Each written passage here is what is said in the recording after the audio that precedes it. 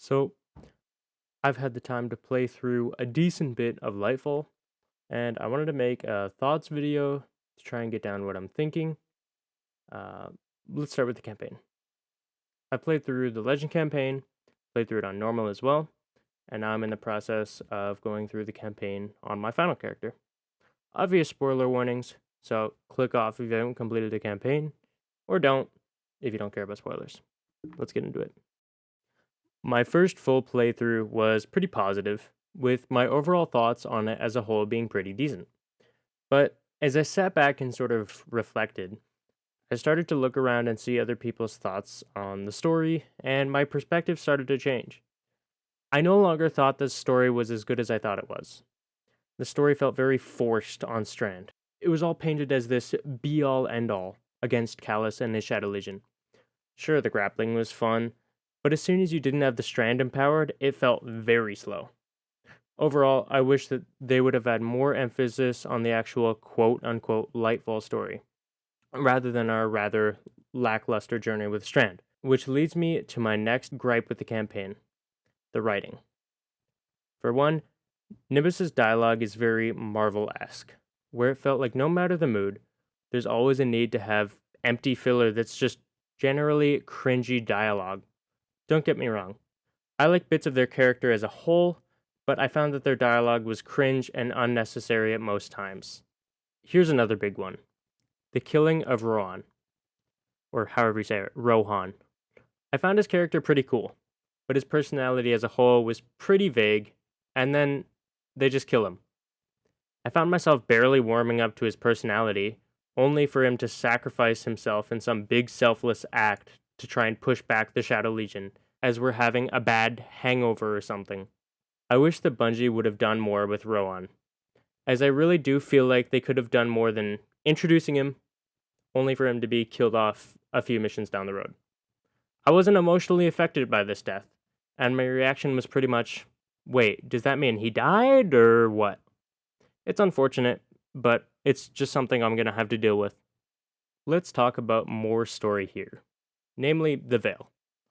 Throughout the story, I had the Veil shoved in my face. Veil this, veil that. Meanwhile, I have no clue what the Veil actually is. I'm not sure if there's a lot written about it in the lore, maybe, but I shouldn't have to go outside the game for me to understand what's happening in game. This feels very reminiscent of the vanilla Destiny 1 campaign. I'm told to do this and care about that, and this is really important, don't forget this. But really, I had no clue what the fuck I was doing half the time in the campaign. When the story first started to mention the Veil, all I could think of was, man, I really hope that they expand on this and what the Veil actually is. And to be honest, I can't say that they did. The Veil was also mentioned in the Witness's plans for the final shape, and where all we were really told was to keep the Witness away from the Veil, because he's going to do some really bad stuff if we let him do it. Then when we failed, and he created a link to the Traveler, the Witness monologued a little bit, made a pretty pyramid on the Traveler, and fucked off. I didn't think much of this at all, and I was honestly a little confused.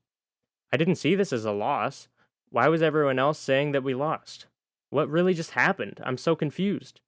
Maybe more will be revealed and made a little less confusing in the future, but for right now, I'm honestly just confused and disappointed.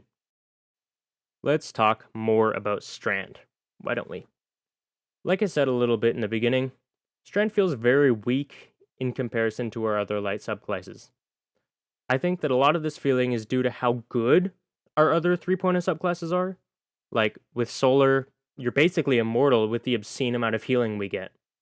With Void, there's Overshields, Invis, Volatile, Weakened, all that good stuff. With Arc, we have constant add clear and Resilience with a mix of Jolt and Resilience-focused fragments. What I'm really trying to get at here is that Strand doesn't have that big oomph, that defining feature that the other classes have. I'm hoping that with the new fragments we get at a later date, that this subclass will feel more complete, but we'll just have to wait to see. I will say though, Suspend does feel really nice, especially with its ability to absolutely clown on barrier and unstoppable champions. And also, As slow as the grappling may be, it feels so satisfying to pull off. Now, let's talk about mod changes. I made a quick comment about it in my last video, and where Bungie has favored simplicity over creativity, and I would say that they succeeded with this. Old mods felt very diverse, with a wide arsenal of Charge with Light, Elemental Wells, Warmind Cells, and some other one-off stuff. Now the system feels very casual friendly, where it functions off a single core mechanic of pick up orbs, reap some very nice benefits. Like, the new Font of Might feels too oppressive, with almost 100% uptime on the buff as long as you're picking up orbs. 3 stacking the mod gives you a 22% damage bonus to whatever element of weapon you have it set to. That in and of itself is so good, it's to a point where you're throwing if you don't have it on. I'm all for shaking up mod metas, but I'm not a fan of how they've done it this season. I hope that throughout the year, they expand upon the system and add some more diversity to it. This final one is more petty than the others, but the Guardian ranks and commendations feel pretty empty. Guardian ranks seem like meaningless tasks to do, only for a tiny number above your head to go up by 1. Commendations also feel pretty empty. With all of the options being dependent on the activity, they kind of feel empty with feeling locked in to 2-3 choices. I realize that at the bare bones of both of these things, that's literally all it would be. But with how much they hyped these things up, I honestly thought there would be more in store for us at this time. Maybe they'll expand upon it at a later date, but who knows? Only time will tell. Okay, finally, it's closing thoughts time. I think that overall, the launch of Lightfall was pretty decent. I'm not super impressed, but I'm also not disappointed with it at all. I know that we don't know everything that's going to happen in Lightfall, so I'm hoping that our experiences with this expansion will improve as time goes on. Anyways, that's about all I have for this video. Thank you all for watching. I'll catch you all in the next one. See ya.